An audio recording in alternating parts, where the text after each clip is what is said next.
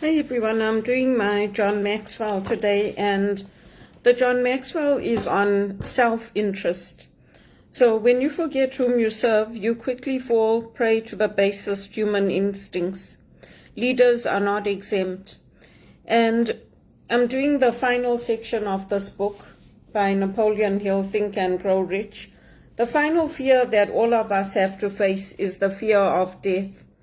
And everybody is a little bit frightened of dying. Everybody has this desire to live and to fight for life. But for us as Christians, we know that death is just change. We are changed from this human form back into our original form of energy and matter. And there's no point worrying about it. There's no point worrying. If we worry about dying, we'll never live.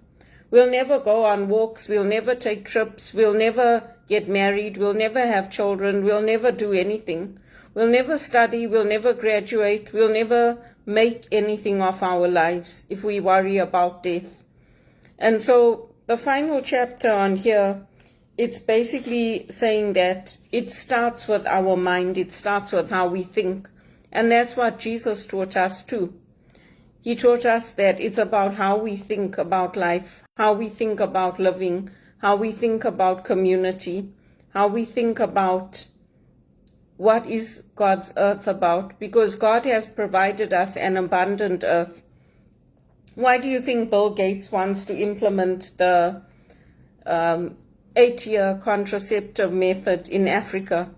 Because he wants the Americans to start having children and coming up. That's his end goal. He wants America to be on top. He doesn't want the African leaders to be equal players at the table. He doesn't want a united Africa. Why would he? He's a white man.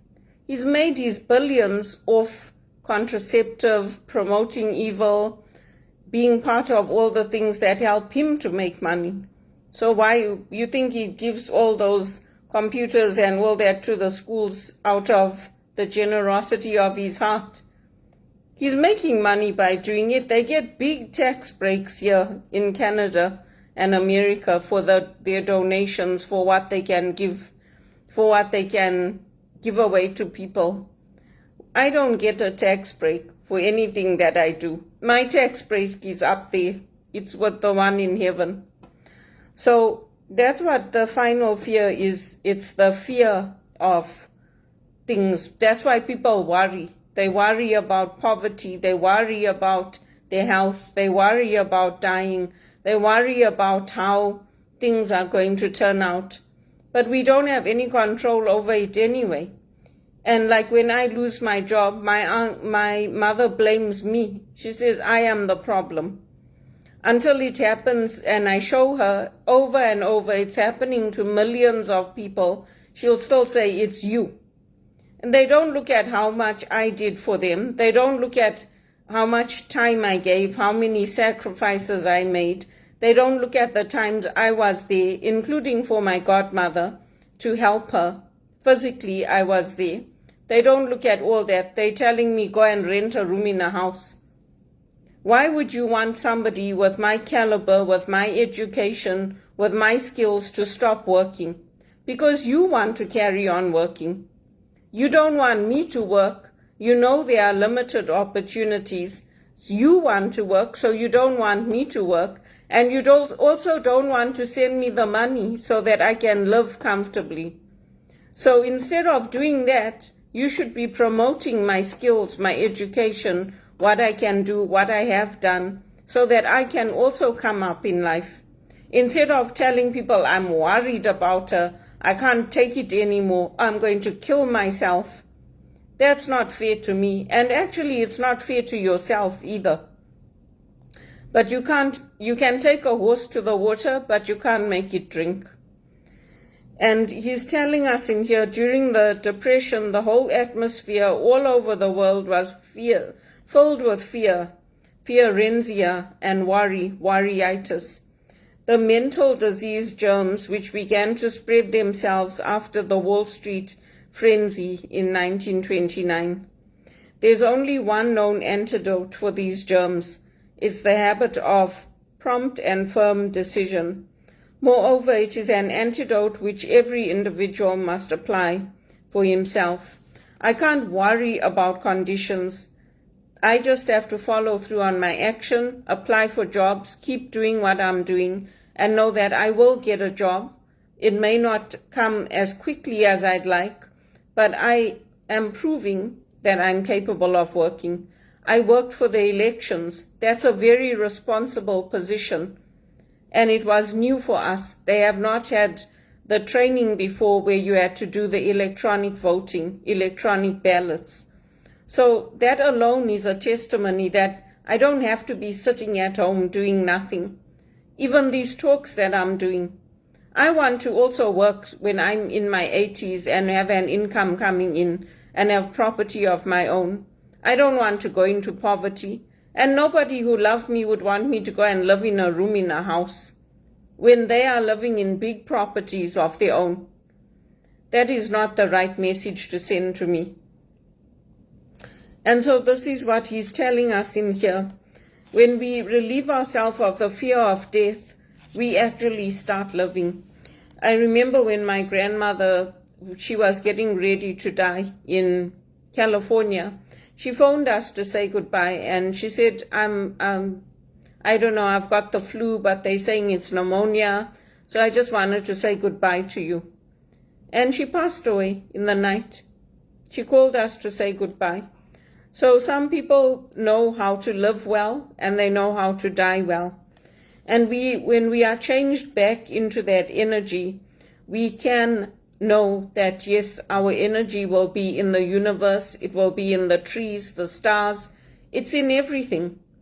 And so we don't have to, yes, we miss people, we still grieve for them. Their anniversaries are hard, like Elvis Presley's death and family members. Some people find it hard. I find it hard. But that doesn't mean that I stop living. It doesn't mean that I have to forget about them. And so that's the method that Jesus used, and that's the method that people use in life to overcome things, to push through things. Mental telepathy is real. When a person expresses by word of mouth, by what they're doing, how they think of us, they mean it. They're not just saying that I'm not their family for nothing, because they don't care anymore. I didn't tell my mother to go and get married to Daryl. They act like all the problems in their life are because of me. I had nothing to do with their decisions, what they did, what they decided to do. I didn't ask my parents to make Uncle Marcus my godfather and make Auntie Teresa my godmother. And whatever they think about their faith, is their journey. If they want to go and sit in the church and not say any of the prayers, that's up to them. It's not my journey. And if they don't want me in the family anymore, then that's their problem. It's not my problem. I'll carry on living. I'll carry on looking for jobs. I'll carry on enjoying whatever I have in life around me until God decides it's time to take me. Because I have a beautiful soul. If they don't like it, that's not my problem. Would they have liked it better if I had become a prostitute or a sex worker, or turned to drugs, or turned to drinking, or given into depression? Would that make me more appealing to them? It doesn't make sense to me what they're saying to me, because I don't think like them. So he's basically saying here that when we look at things that auto suggestion, what people are saying, the negative influences, the positive influences, all of those things shape our thoughts. Like when I watch TV, when I put the YouTube on, there's always adverts coming up about casino, gambling, drinking. Every time you turn it on, those are auto-suggestions. Those are subliminal messages to get you to want to try to drink, to go to the casino, to gamble. I don't pay any attention to them because my mind and my heart is focused elsewhere. So basically, he's giving us methods here like Jesus to focus on cleaning out the closets, focus on protecting ourselves against negative influences, looking at what it is we have to offer, what are the skills, what are the talents, what are the things we can do, what we have accomplished, and not focusing on this is never going to end, this is never going to get better. So when I am working, that's a problem. When I'm not working, that's a problem. So if I'm the problem in your life, leave me out of it. Solve your problem. Leave me out and find somebody else to make a problem for your life. That's what I say. Because I also want to live my life. I also want to travel. I want to come up in life. I want to make trips to the Holy Land. I want to study further. I have a lot to live for. I have a lot that I'm excited about in my life, and unemployment is not one of them. So when we look at this, we look at mind control. It's the result of self-discipline and habit. Either you'll control your mind or somebody else will control it for you. And there's no halfway. There's no compromise. And it's the same thing with Jesus. There's no halfway. You can either believe in all the other so-called gods of the earth. You can believe like the Romans that you are God. You can believe that the trees are God, the flowers are God, the animals are God. It's up to you. Believe whatever you like. I made my choice. When I took my confirmation vows, I took them seriously. And I meant them and I kept them. I'm not a madam. I'm not here to help girls to become sex workers or to get rooms in houses. I'm not here to promote that people don't get an education, that they don't study, that they don't seek to make anything of their lives. People have different careers, and those careers change as the needs of society changes. But I will always be a spiritual director, just like I'll always be trained in HR. Just because people don't give me those opportunities doesn't mean I don't try to create them for myself. I talk about the skills I have. I talk about how I know about the employment laws, how I know about the periodic disabilities that come up, how I know about dealing with health and safety, what I learned in my theology courses. I don't hoard it and keep it to myself. I use it even when I'm volunteering. And now I'm doing it this way on social media, like millions of other Catholics and millions of other John Maxwell leaders. I'm using another avenue to do it. If you study the record of anyone who achieves success, you'll observe that they control their minds. They'll control their minds. Even I used to have a friend, she's not my friend anymore, Karina Guerra. She used to say to me, I don't know how you do it, it's so hard. I said, oh, it's not that hard. You have to make up your mind to do it. She's like, oh, it's too hard. I said, well, then leave it. I mean, she left before I said that to her. But it's good that she left, because if it's too hard and she didn't want to finish it, then it's good, isn't it? She can go and do something else. If something is too hard, maybe it's not meant for you. Maybe you have another avenue that you need to try. Or maybe there's another route that you need to look at. You don't have to do what I'm doing, but please leave me to do what I'm doing and to do it well. Because it's helping other people. It's helping people that are looking for what I have to offer. It's helping people who want to know how I got to where I am. So instead of coming after me and blaming me for your mental health problems, for being hard on me, all those things that you do, leave me. You don't want me in your life, leave me. It's perfectly fine. I told my mother the same thing. I said to her, leave me alone. Just send me whatever you can so that I can try to come up in life, and just leave me alone, because you've told me many times in my life that I am the problem. You don't like how I am. You don't like what I do. You don't want to do anything. You don't want to cook for me. You don't want to clean. When you come here, you just want to be like a visitor.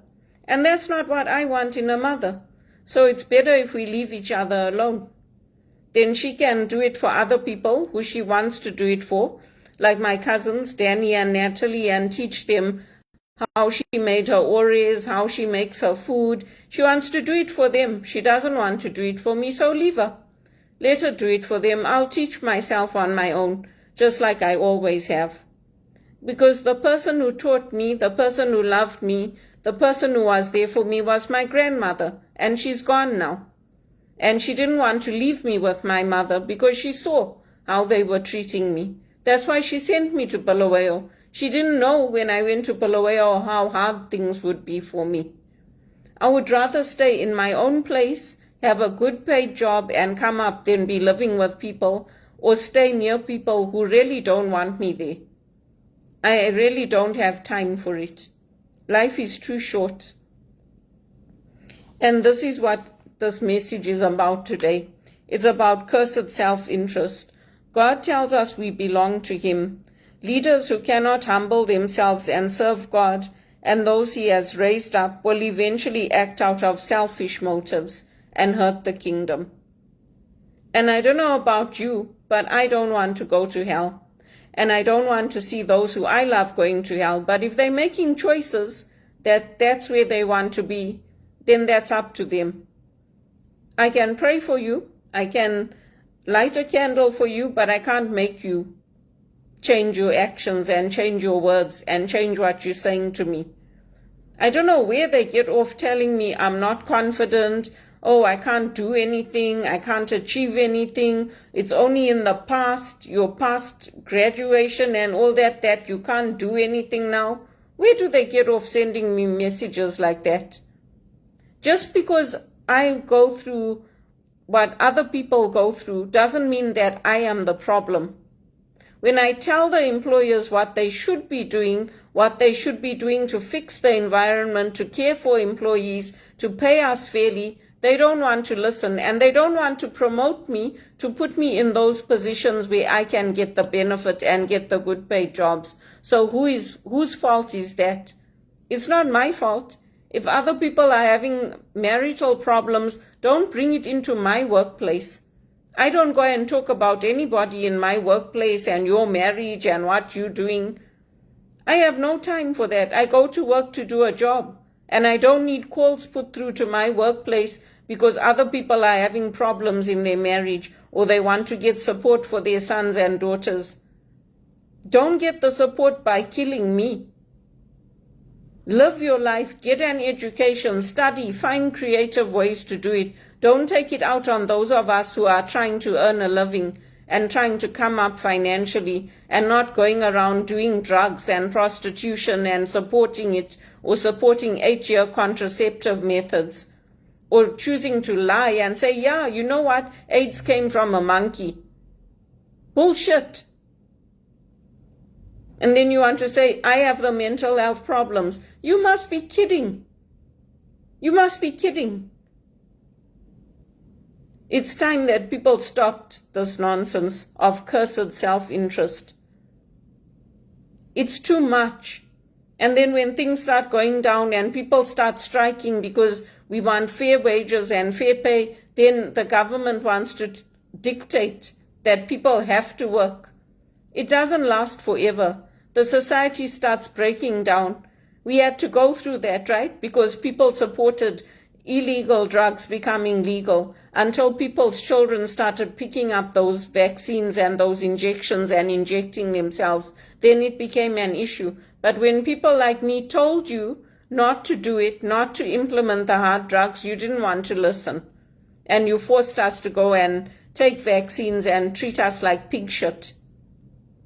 The black leaders are some of the kindest leaders you will ever see. For Indians and blacks to go through being made slaves and to come out of it and say, you know what, we're not going to take revenge. We're not going to whack our parents who whacked us. We're not going to take peachy sticks and tell them, come here, and put them between closets and whip them like my mother did with me. We're going to choose to be good people and choose to be kind people. We deserve respect. We were made slaves. We were taken and made slaves, and I'm a slave here in this country. Those human rights are only on paper. They don't exist in reality. The people who get the human rights are people who run over policemen, and then the judge says, oh, you know what, he didn't see him.